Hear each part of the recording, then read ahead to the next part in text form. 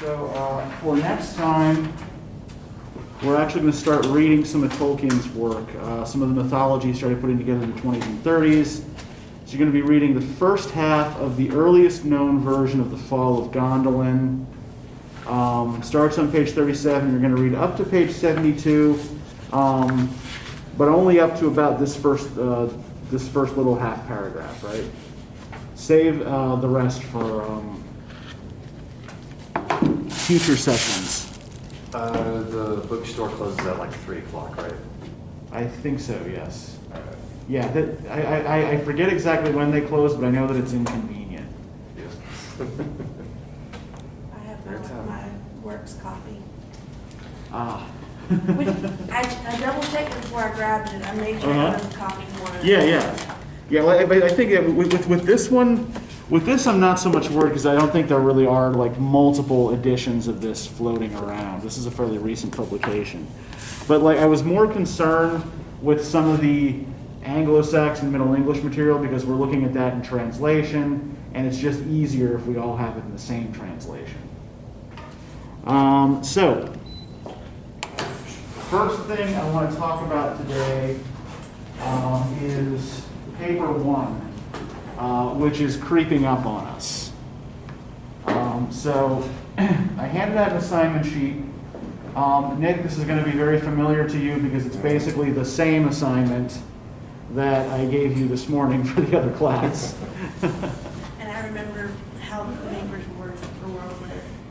Yeah, so I mean, things have changed a little bit since you took World Lit with me, but I mean, by and large, you're doing a similar kind of thing, right? So 1,000 to 1,500, Is this the version you're talking about? Like, will this work? Oh yeah, that'll be fine. That'll be absolutely fine. This is the one I had back Yep. in middle school. Yeah, I mean, I'm just going to be working from a mass market paperback version too, so it's, yeah. All right, so 1,000 to 1,500 word arguments based on the close reading of a single text.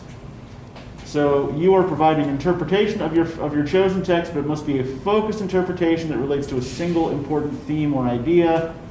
One thing that you might do is consider expanding on one of your response papers as a starting point. He'll complete the assignment in 2 stages. The first will be a 250-word proposal. The second will be the complete paper. So, basic formal requirements. Same as for the response papers, right? Times New Roman font, 12-point type, double-spaced submissions. Do not use secondary sources. I only want your ideas. And citations of your primary source should be in standard MLA format with parenthetical notation for in-text citations and a works cited page. And both of you know how to do this, yes? Okay. Yeah, I mean, you're both far enough along that I expect that this is probably normal for you. Okay, so in terms of your proposal, the proposal must be at least 250 words long and no longer than 300 words. You're going to give me your working thesis and a brief description of what you intend to do to advance this thesis in the longer paper. Right. So first, remember, you are only describing. You are not giving me the argument here. Second, include the following elements. A statement of the question you're trying to answer or the problem you're trying to solve, right? What is the thing you're interested in this text? Second, your current working thesis, i.e. your explanation of what's going on with the text. And third, the most important background information your reader will need in order to understand the argument. Any questions about the proposal? Okay, everything's clear, everybody gets it. Good, all right. So the paper, as we said, is going to be a 1,000 to 1,500 word argument, so about twice the length, or a little more than twice the length of a response paper. You're going to do an original close reading. Yeah, go ahead. That's not including your works cited. That's not including the works cited, exactly, yes. The works cited, well, you're only going to be citing one work anyway, so it's not going to add that much. But nonetheless, yeah, that doesn't include your works cited. Yeah, thank you for noting that. I've got here a list of the basic principles of close reading. We're already doing most of this kind of stuff in class anyway, so go over that yourselves, and if you have any questions, ask me. And I've also got some pointers here on making sure you properly contextualize what it is you're reading. So again, if you have any questions about that, you're both upperclassmen, so I expect that you can interpret this, or that you'll ask me if you don't understand something. Right. So, this is the one thing I just do want to stress all the time, though, to everyone in every class, right? No back in the day, no in today's society, right? We're not talking about today's society here, we're talking about medieval Iceland or Dark Age Britain or what have you, right? And back in the day is too vague.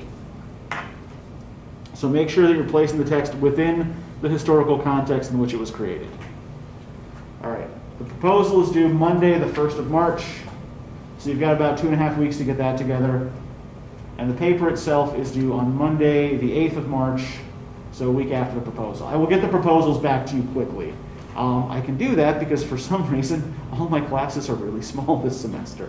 I don't have nearly as much grading to do as usual. Yeah, which is why you don't have to wait that long for grades on the response papers overall. So, Writing Center. I do give extra credit if you go to the Writing Center. You get half a letter grades extra credit for going to the Writing Center. So remember to do that. And if you want me to look over a draft, either of the proposal or of the main paper, I'm happy to do that. But make sure I get it at least 48 hours before the paper is due. Okay, any questions about anything here? Is it half a letter grade? Half a letter grade, yeah. So you can bump that that B minus up to a B, right, or that B up to a B plus. Does half a letter grade also go for the other class? Yep, same. Same score. How, do we just tell them we're doing this for your class? And Yeah, they'll send you a report that says, oh, Ashton Etheridge came in for help. Yeah, make sure you take the assignment sheet with you so they know what you're doing and what I expect. Okay. And they will send me an email to let me know that you were there and what you did. Mostly do it online now anyway. Yeah. They're not taking walk-ins anymore. You have to make an appointment, and I think it's actually fairly easy to get an appointment online. Okay. Any other questions? Great. So I'm actually going to keep this up for now because I want to talk a little bit about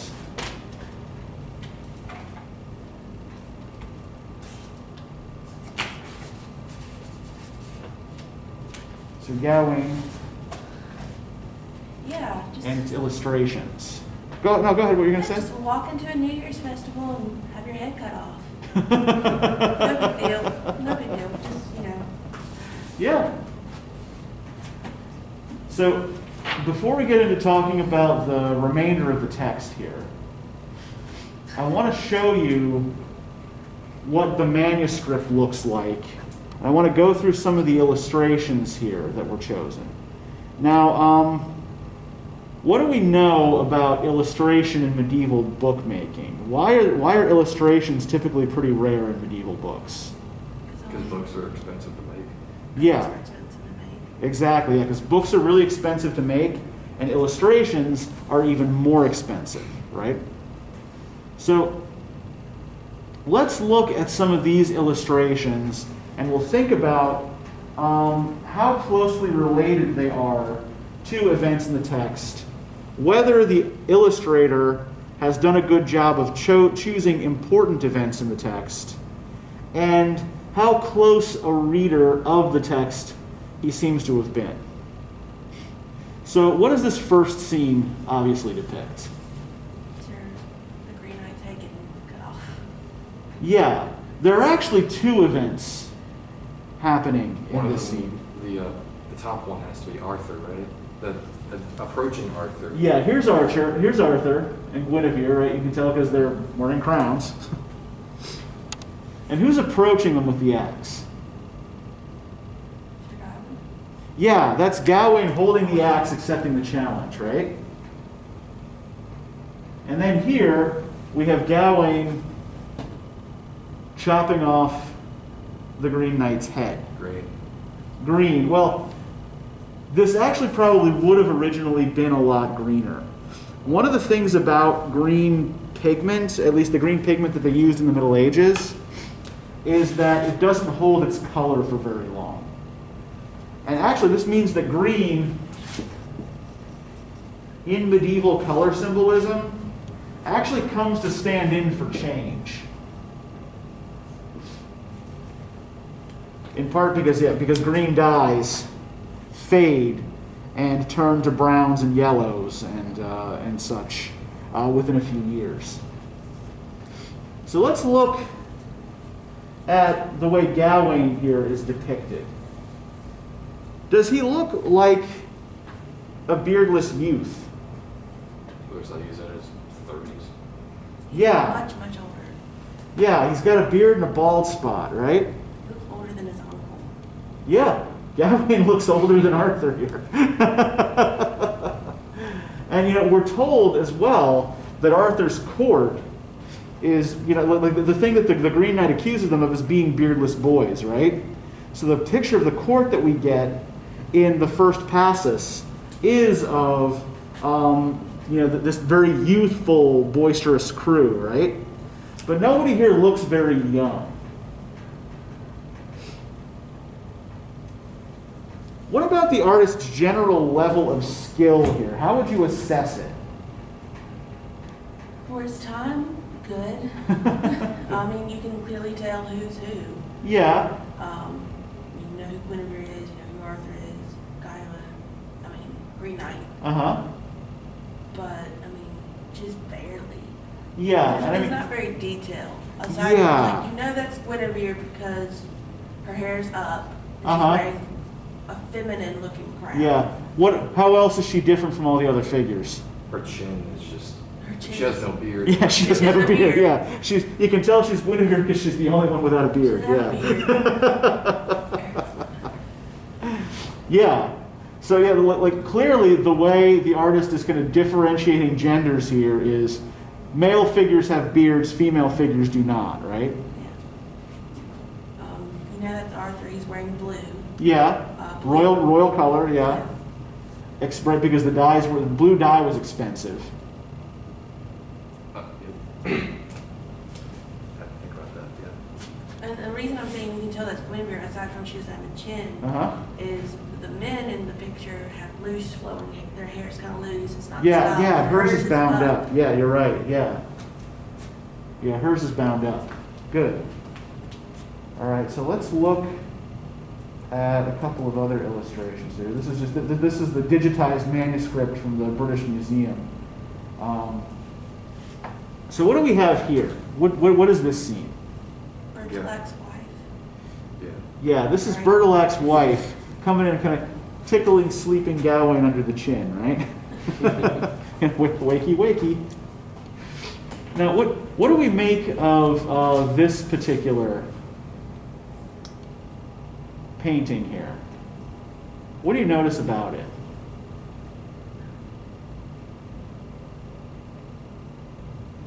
How well does it seem to relate to what's going on in the narrative? Not particularly well. He was already awake whenever she would walk in. Yeah, although the first time she walks in, he does pretend to be asleep, right?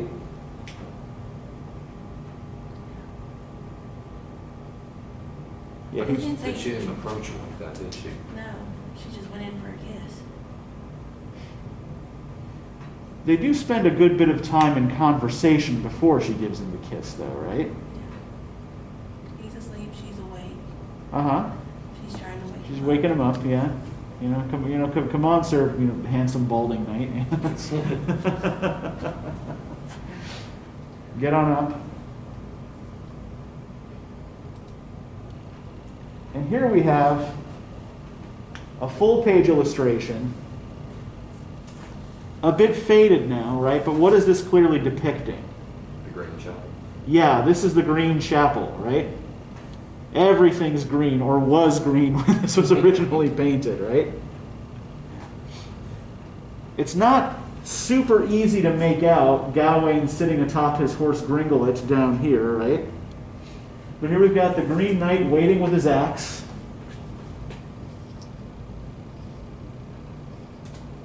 Surrounded by plants, right? So far, in terms of incident selection, would we say the artist did a good job of picking out important parts? Yeah.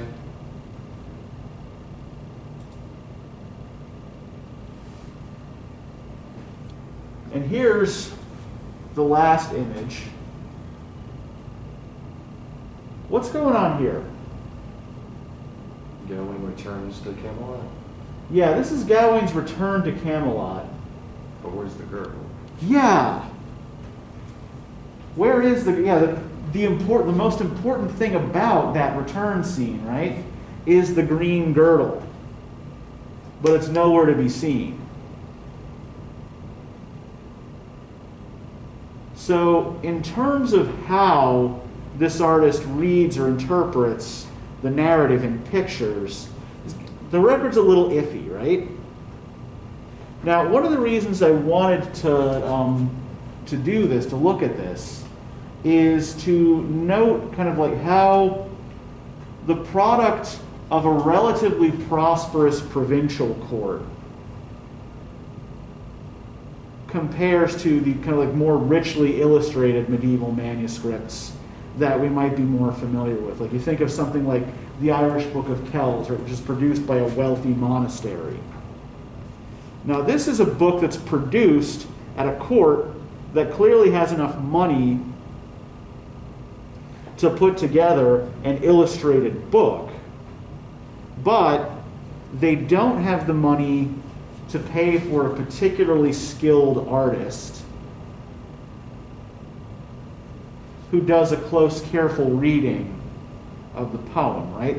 We've also noticed the same like 4 colors or so tend to repeat on every page, right?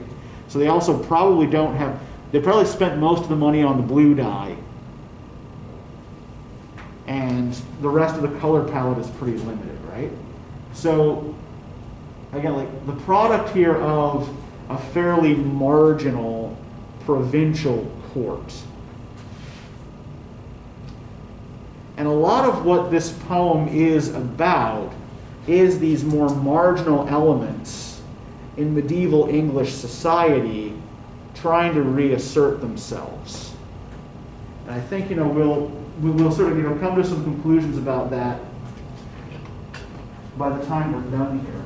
But what do you guys want to talk about in the second half of the poem? Like, what really struck you about the second half of the poem? And all this was caused by Morgan Le Fay. Okay, yeah. Amazing auntie. Uh-huh. Yeah, that part's really important, right? Auntie. Right? Not only is she the instigator, she bears the same relationship to Gawain that Arthur does. She is his aunt, just as Arthur is his uncle. So one of the things that Gawain discovers here is an alternative family lineage, right?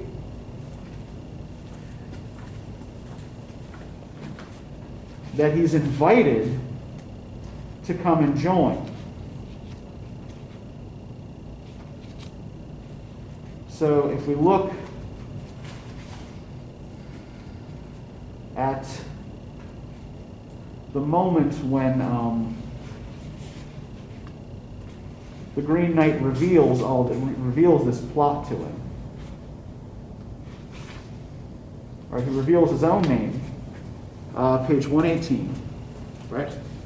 That I will tell thee truly, then returned the other. Bertilac de Haute Desert, hereabouts I am called, who thus have been enchanted and changed in my hue, by the might of Morgan Le Fay that in my mansion dwelleth, and by cunning of lore and crafts well learned. Haute Desert, by the way, in Old French, means something like high wasteland. So his name associates him with the wilderness.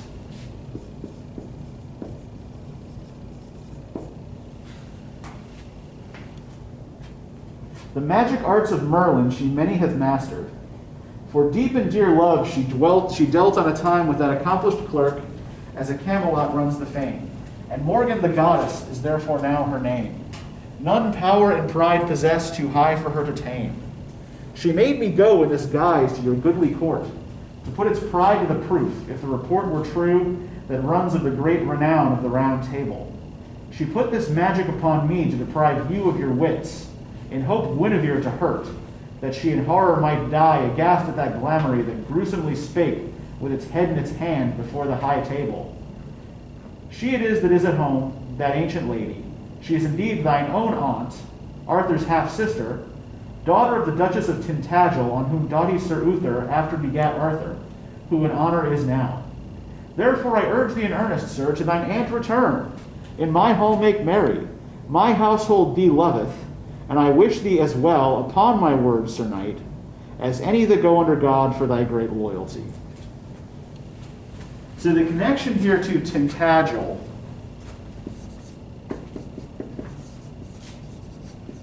right, Tintagel is a castle in Cornwall, which is in southwestern England.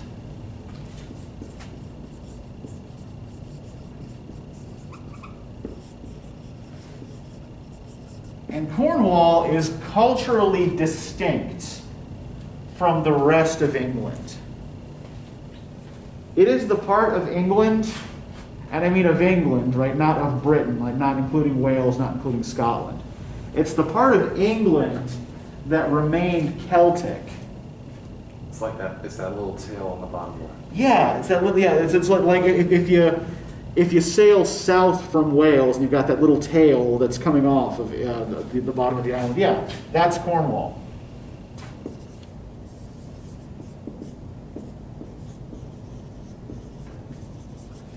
So, we've been talking about Anglo-Saxon culture reasserting itself in a Norman-dominated society, but here we've also got this reassertion of a Celtic identity, right? That there's this earlier layer underneath the Anglo-Saxon that is also crawling back up.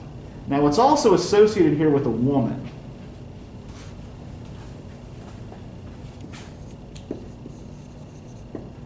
So there's a feminized identity here, but a woman who is held in honor, clearly, by this particular lord, and who invites Gawain to come back and get better acquainted with this side of the family.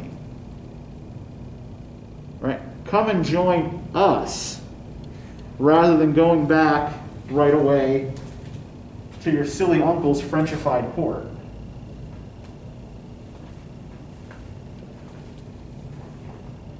And then how does Gawain respond to this invitation? He was done. No. Had it with this shit. Right? Had it with you people, right? Nay, by no means I will. And in fact, like a couple of pages before, page 117, Gawain makes a speech that's pretty typical of medieval misogyny.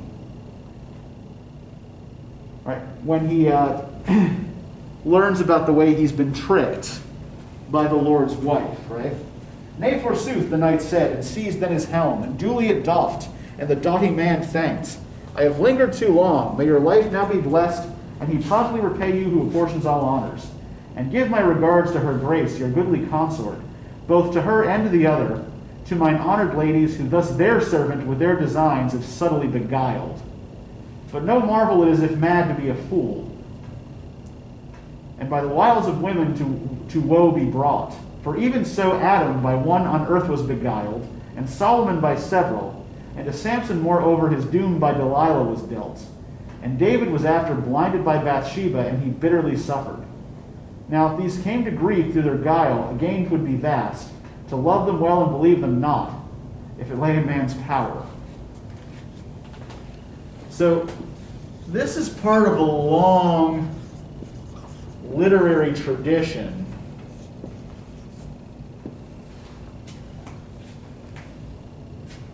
in which poets heap abuse upon biblical women.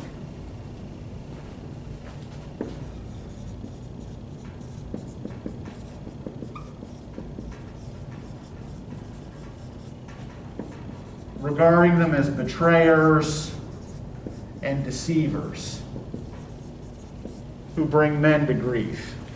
This is in line with basic medieval church attitudes towards women.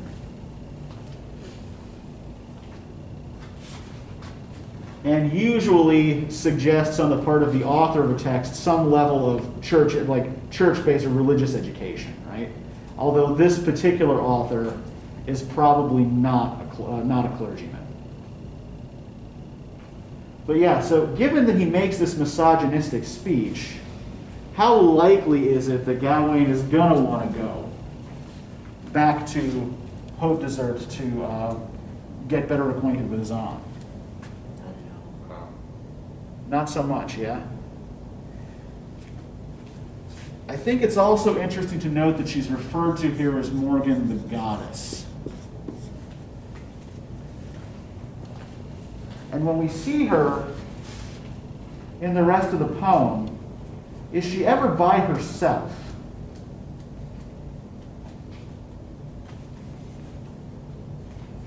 Like the rest of the poem? Yeah. Oh. Does he ever encounter her alone? After that, no. Or even before that? I mean, she walks in on him while he's sleeping in. Morgan is the old lady. Uh, Does he ever encounter the old lady alone? no. She's always in company with the young lady, right? The two-faced. Yeah, exactly. The maiden crone thing, right? So yeah, what some scholars have argued she represents is the Celtic sovereignty goddess who presents herself as a hag and then transforms into a beautiful young maiden for the right suitor. For example, there is another English 14th, 15th century romance called Sir Gawain and the Loathly Lady, in which Gawain, to save Arthur's life, agrees to marry a hag. And once the wedding is accomplished and they are in the bedchamber and he is dreading having to do the deed, he comes to the bed and finds that this hag has been transformed into a beautiful woman. And she asks him, would you prefer that I be beautiful by night for your eyes only, so that everyone thinks you have a hideous wife? Or would you prefer that I be beautiful for other people's eyes during the day, and hideous only alone in the bedchamber at night to protect you from public shame? And he answers the riddle correctly and gives her her own choice, which breaks the spell and renders her beautiful all the time, right? But this particular tradition comes out of medieval Irish stories of hags who grant these kinds of favors to men who treat them with proper respect. So, for example, there's an Irish story, I think it's called The Sons of King Yochade.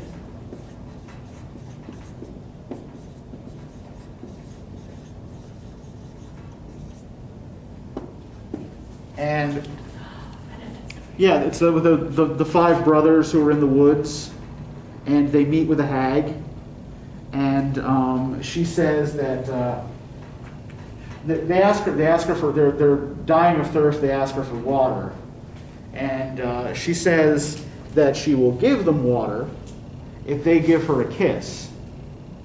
And four of the brothers refuse, and the fifth says, if you bring us water, not only will I give you a kiss, I will also lie with you. And so, he is then the brother that is chosen to inherit the kingdom, right?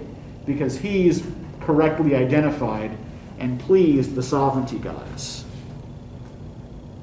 But I think we have to note here that Gawain denies, in this case, this kinship, right?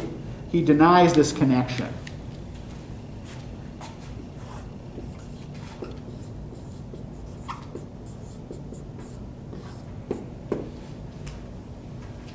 And chooses instead to return to Camelot, wearing for the rest of his life that green garter, right? Now, what does the green girdle seem to symbolize for Gawain? What does it mean for him?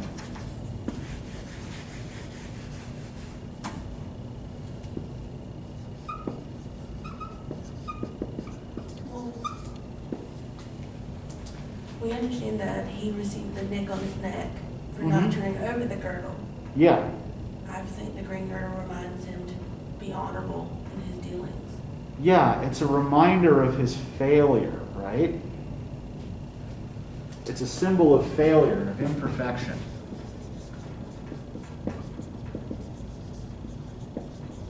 And the way his wearing of the girdle is described actually also points up to just how well and tightly constructed this romance really is, right? Let's remember what's on his shield. Pentangle? The Pentangle, yes. The star in a circle.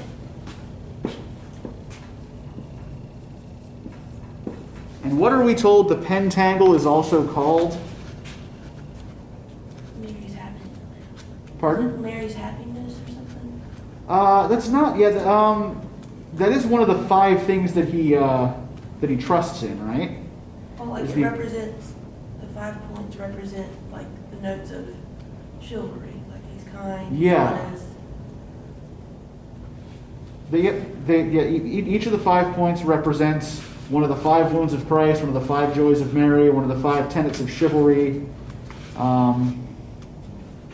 Forever faithful in 5 points, and 5 Yep. times under each. Yep, his 5 senses. 47. Yep. Page 47. It is a sign that Solomon once set on a time to betoken troth, as it entitled to do, right? So troth. What does troth mean? Agreement. Yeah, agreement or vow, right? A kind of sacred agreement.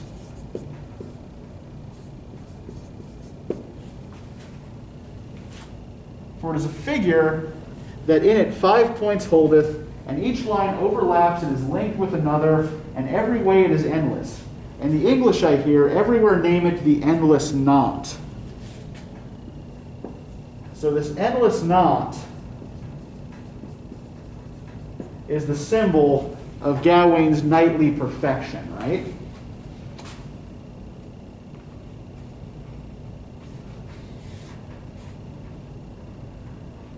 And if we look on page 115, after the Green Knight tells Gawain what his fault was, what does Gawain do? How specifically is it described?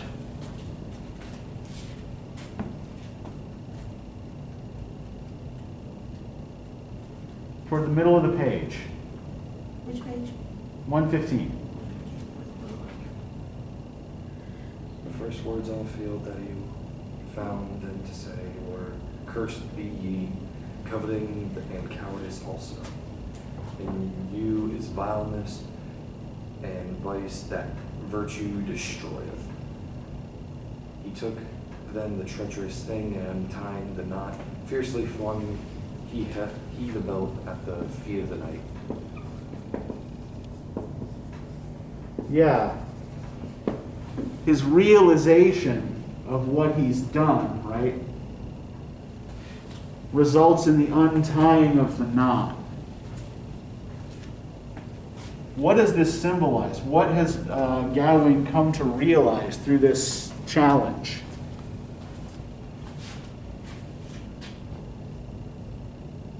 He's not a true knight.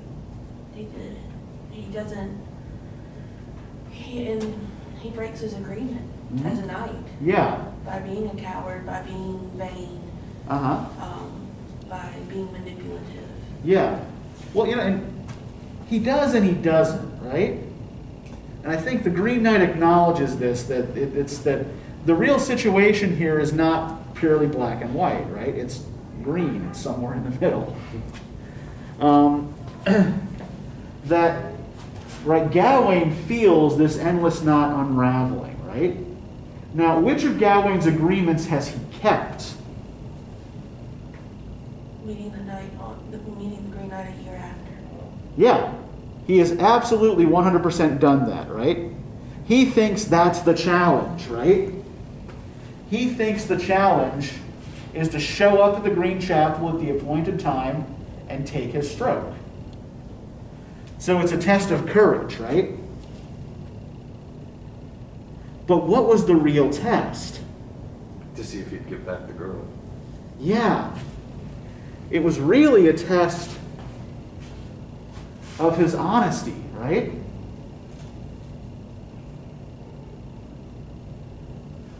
This thing that seems trivial, right?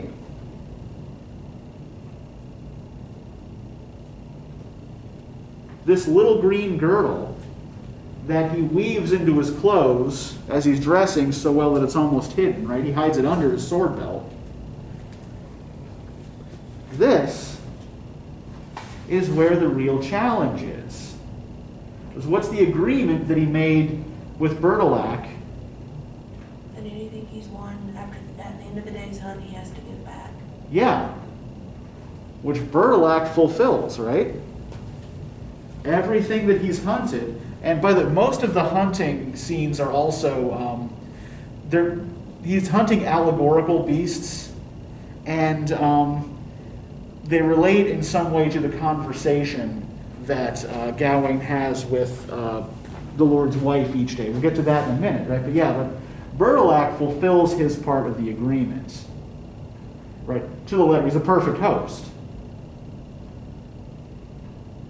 And Gawain just has this one little failing, right? He is perfectly courteous to the Lord's wife and parries all of her attempts at seduction, and freely and honestly offers to the Lord the kisses that he won during the day. But this one little object he holds back. And why does he hold it back? Because he's told it's impenetrable. It'll protect him against anything. Yeah. Now, that's bullshit, right? It doesn't render his skin impenetrable, right? But this particular moment of frailty, right?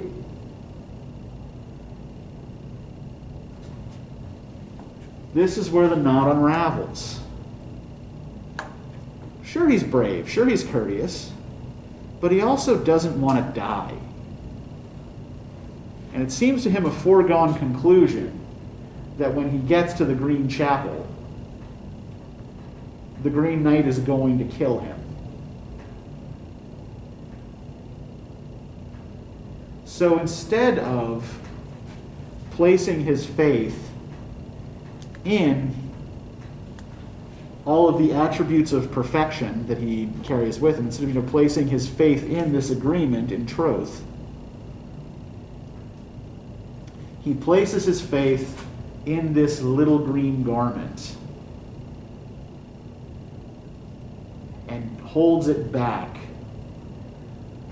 during the exchange of winnings.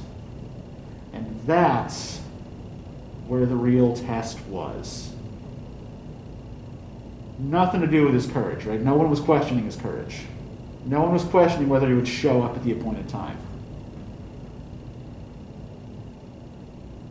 And does anyone make as big a deal out of this as Gawain himself does? Yeah, I mean, the Green Knight was like, look, like, you loved your life, right?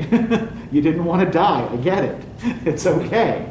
But you've got now the little nick on your neck and this green girdle to remind you of this little adventure. Now, come on, let's go back to the castle and continue our 12 days of Christmas celebration, right? But instead he goes back to the court. And how does the rest of the court interpret this?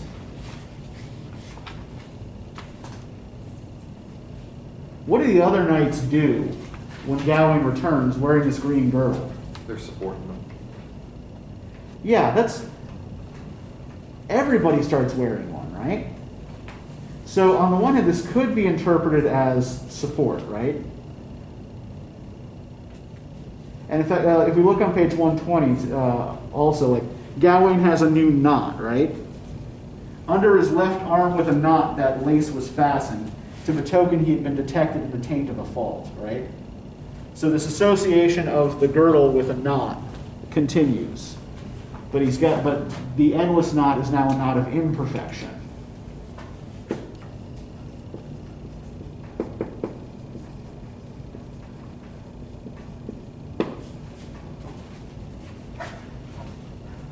Lo, Lord, he said at last, and the lace handled, this is the band. For this a rebuke I bear in my neck. This is the grief and disgrace I have got for myself from the covetousness and cowardice that o'ercame me there. This is the token of the troth breach that I am detected in.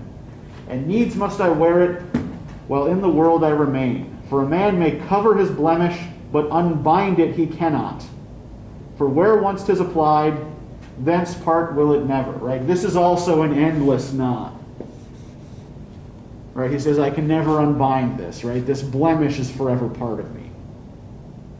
The king comforted the knight, and all the court also laughed loudly thereat, and this law made in mirth, that the lords and the ladies that whoso belonged to the table, every knight of the brotherhood, a baldric should have, a band of bright green obliquely about him, and this for love of that knight as a livery should wear. For it was reckoned that the distinction of the round table, and honor was his that had it evermore, as it is written in the best books of romance. Thus in Arthur his days happened this marvel, as the book of the brute beareth us witness, since Brutus the bold knight to Britain came first, after the siege and the assault had ceased at Troy, I trow, many a marvel such before has happened here ere now. To his bliss us bring who bore the crown of thorns on brow. Honisa que ma pence. Well, we'll talk about what that means in a second here. But one thing to note here is at the end, I'm just going to put this here to make sure we talk about it. We return to that fake Trojan history, right? Those invented roots of the British. But also, yeah, everybody here decides they're going to wear a green garland too. So scholars interpret this a couple of different ways, right? One is that Gawain is taking himself too damn seriously, and that the rest of the court is supporting him and suggesting that he should just lighten the fuck up, right? The other is that, like Gawain, the court misunderstands the significance of the green girdle, but they do so in a more frivolous way, because the court has been depicted as frivolous in the first passus. That to them, this just becomes a kind of fashion accent, right? Oh, the greatest, our greatest knight is wearing this green girdle now. Well, everybody has to have one. I think that there's a historical connection to be made here that has to do with this Middle French motto that's written down here at the end, right? This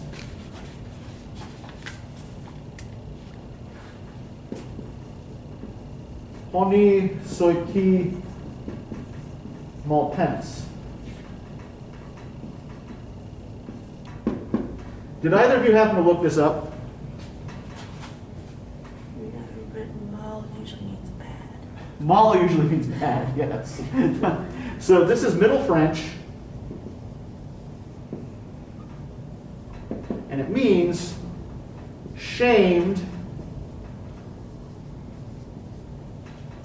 be whoever thinks evil of it.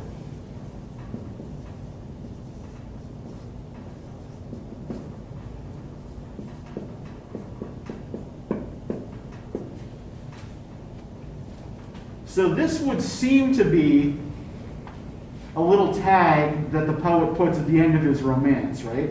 Like basically, if you didn't like it, well, fuck you, right? But this is actually the motto of a knightly order founded in the mid-14th century called the Order of the Garter.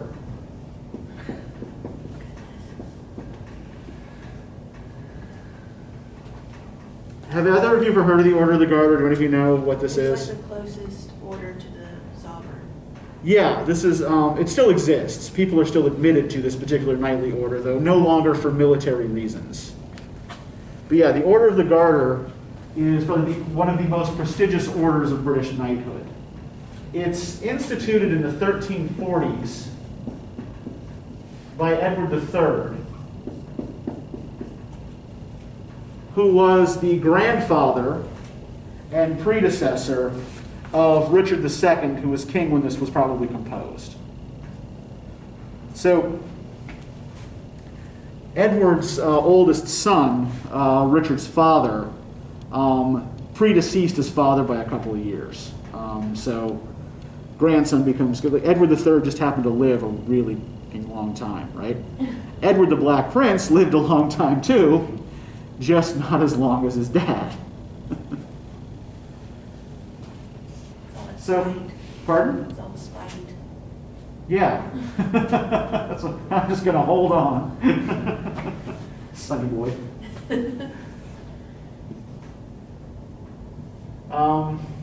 So, the Order of the Garter was founded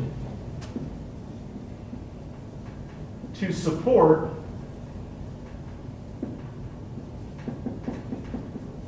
Edward's claim to the French throne.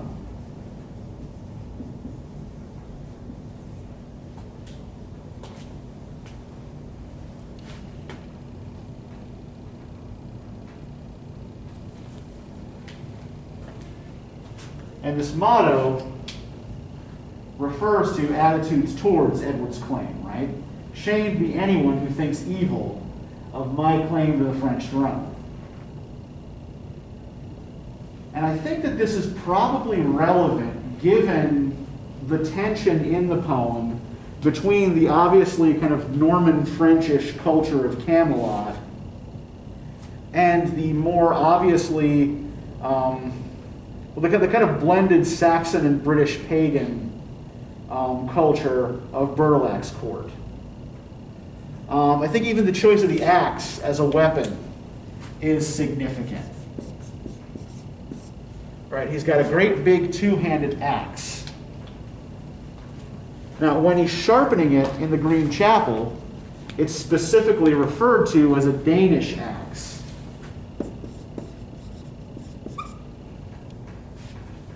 Now, big two-handed battle axes were not typical weapons of Norman mounted knights. Right, kind of hard to wield from horseback. However, the two-handed battle axe was one of the most feared Saxon weapons.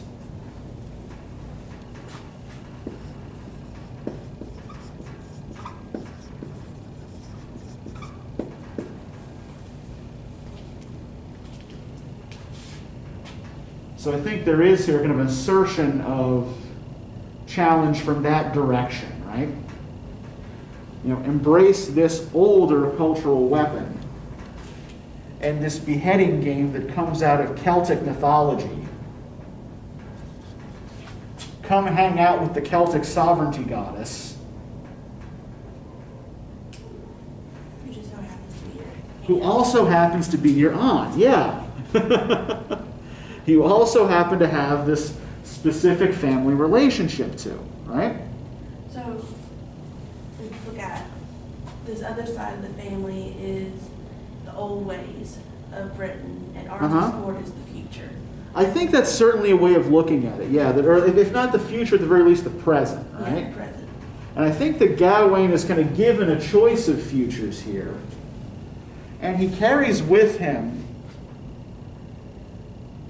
an experience of this old way into the future, right? You know, that might be another one of the things that the green girdle represents, right? The green girdle and the nick on his neck.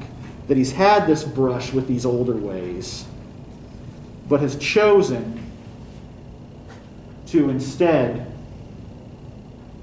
come back to Camelot and the life and the culture that he knows, even if he does so changed and shamed, right? He isn't, in his own eyes anyway, what he was when he comes back. But I also think there's kind of a shot here being taken at the Order of the Garter and at the pretensions of British kings to the French throne. That I think that like this motto is sort of being mocked as kind of silly and as perhaps the Garter itself is perhaps a kind of symbol of failure rather than of a solid claim. And that this ending with that Trojan history is a reminder of this substratum represented by Morgan Le Fay that is going to continue to reassert itself however Frenchified the court of Camelot gets.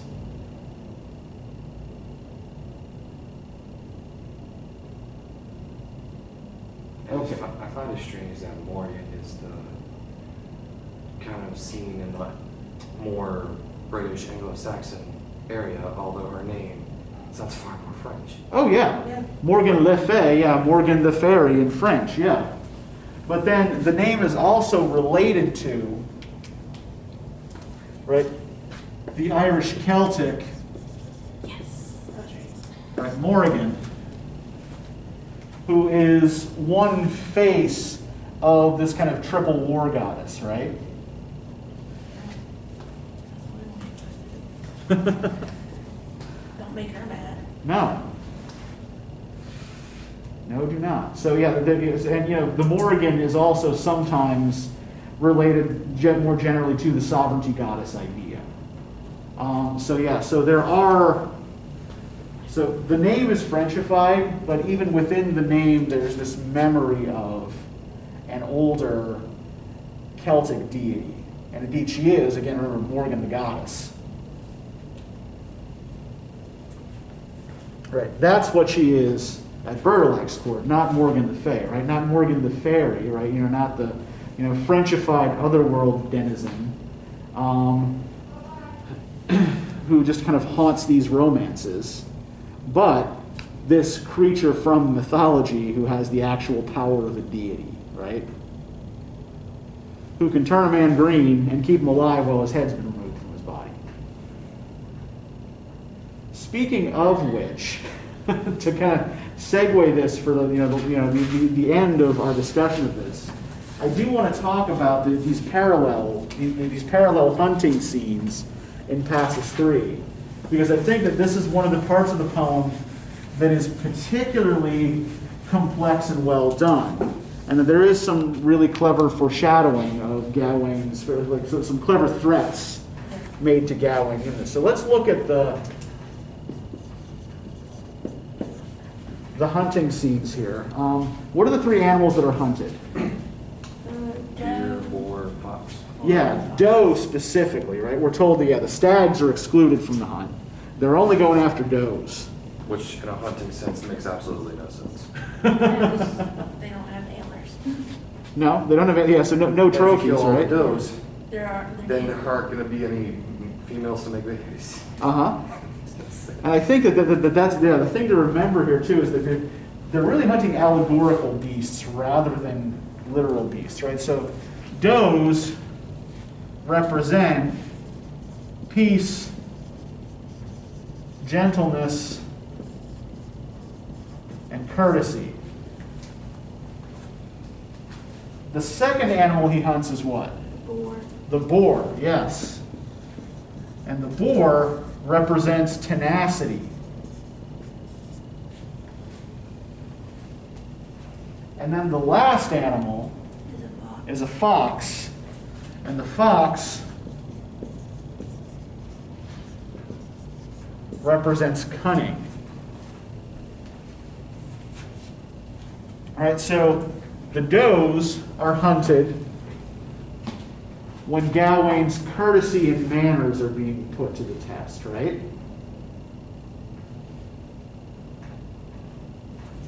And after the hunting scene, we have this fairly graphic butchery scene, right? Which describes the does being cut up, which one shows that even though we know that it makes no sense from a conservation sense to hunt does exclusively, the way they're hunted is important, right? They're hounded into a valley and trapped. Much like the lady corners Gawain in the bed, right?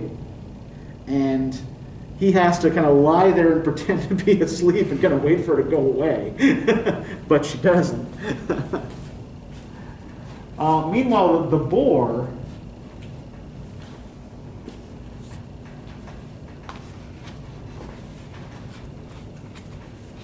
during the butchery scene specifically is beheaded, right? Now, this would actually be fairly normal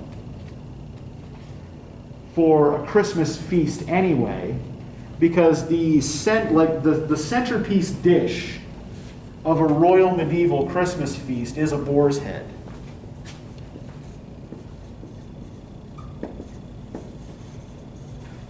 There's a carol that is still sung primarily in England at Christmas about this. The boar's head in hand bear I, bedecked with bays and rosemary. And supposedly the cooks are supposed to sing it as they bring the boar's head out to serve to the monarch, because the monarch gets all the best cuts. The best part of the boar's head, by the way, is supposed to be the cheek. That's where I was leaning. And then, Hannibal Lecter popped in my head. Yeah. The cheeks are the best part. Uh-huh. And then I was like, the rest of it, not so much. I don't know how y'all feel about boars now. But. Well, the way it's prepared also, too, it's kind of reconstructed and stuffed with spices and bread. All kinds of stuff like that. So the boar is actually literally beheaded and brought to Gawain. And the fox is skinned. The gift that Bertilac brings back for Gawain from the fox is a pelt.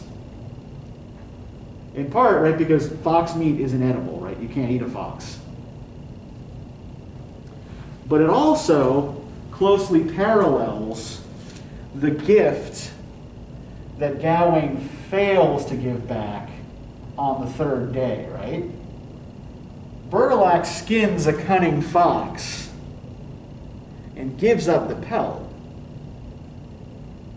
Gawain thinks he's being clever in finding a way to avoid getting his head chopped off and holds back the pelt-like object that he's been given, right? The article of clothing he's been given that day. So, ho, I am clever and sneaky. But he is not nearly so clever as he believes himself to be, right? And in being clever in this way, he ends up breaking his word. Okay, so, you know, I mean, and I'm just going to, you know, if I think, you know, this is probably clear, but, you know, I'm just going to say, like, I love the hell out of this poem. Because it's so well constructed in terms of, you know, in terms of consistent symbolism and parallelism and kind of driving the plot from beginning to end, right? There are no digressions in this plot. Everything contributes to that final confrontation, that final resolution, right? You know, in fact, you know, we're, as we mentioned, as we talked about last time, we're specifically told, I'm not going to bother with these other adventures he has on the way because they're digressions. Even though a conventional romance would absolutely spell out those digressions for pages and pages and pages. And that would be the primary motivation for storytelling in that case, right? But yeah, this is very, you know, very tight, very focused, circles back to the beginning at the end, and does a really good job of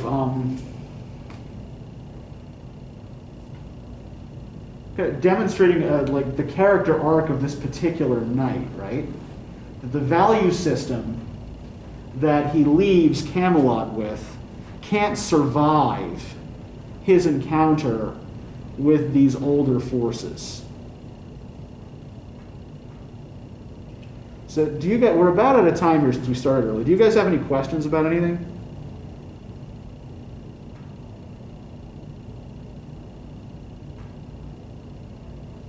Okay, let me give you the reading questions for next time. So the Fall of Gondolin is going to start pulling together a lot of these tropes we've been talking about in medieval and Anglo-Saxon literature. And it's not going to be quite the recognizable Tolkien of The Hobbit and Lord of the Rings, but yeah, I don't know. I hope you like it.